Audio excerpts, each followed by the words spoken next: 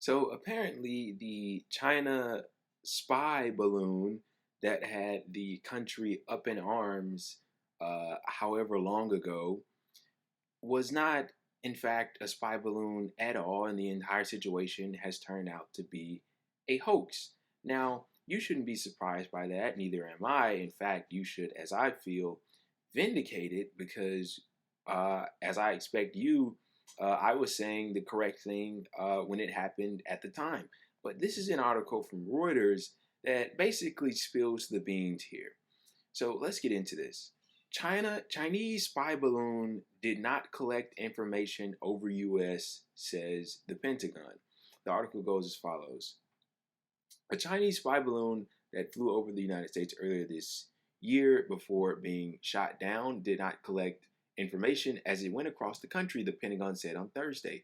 We assessed that it did not collect while it was flying over the U.S., the Pentagon spokesman Brigadier General Pat Ryder told reporters.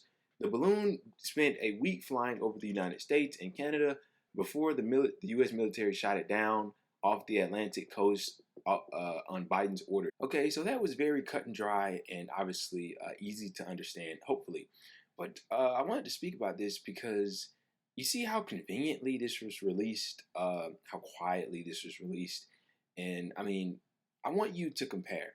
Obviously, I don't have numbers or statistics to throw at you immediately right now, and I won't in the future. But compare the number of people that were fooled, that were brainwashed, that were told and believed that this Chinese spy balloon was a part of some grand plan of the Chinese to spy on us and eventually, I don't know, these extremely fanatical and warped ideas of the mainstream media and of I mean, you might as well just call them haters of China. All of these ridiculous stories that we got as to what that balloon was, and educated or not even, I mean, people with common sense were saying, well, this is probably just some weather balloon that strayed off course, and it's really no big deal. But compare the people that believed the initial story that the media and the politicians were giving us that obviously have an agenda, an extremely deadly agenda, I might add, one that involves war, right?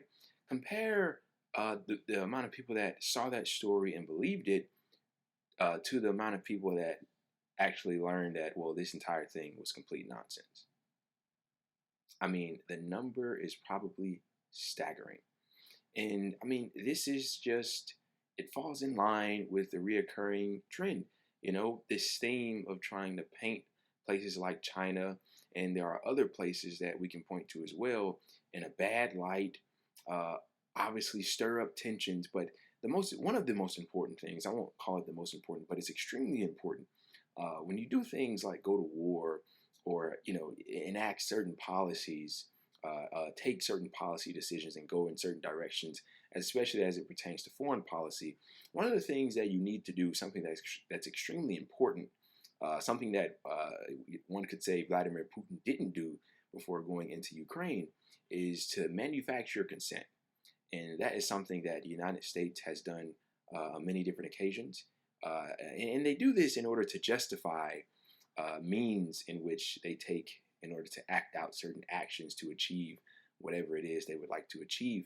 But they manufacture consent, and they do so by putting out propaganda to all of us and to shift the views and the opinions of people so that when they do certain things, such as invade sovereign countries, it will seem justified. It will seem as if it was something that needed to occur.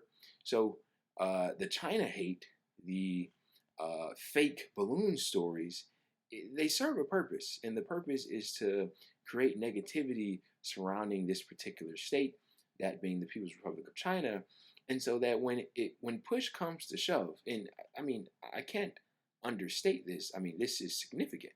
This, along with many other things, other stories, the propaganda that comes out of the United States, whether it be China's a dictatorship, the smearing of their leader Xi Jinping, or the Communist Party of China.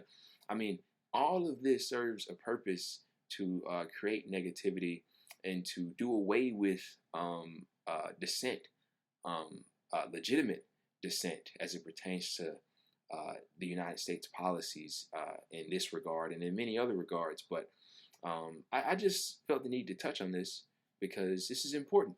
And I mean, this is the norm. This is the usual. You know, you throw out stories that are fake, and you call them fake, and then the people that believe it go, no, no, no, you're just some kind of sympathizer, or the same thing with the war in Ukraine.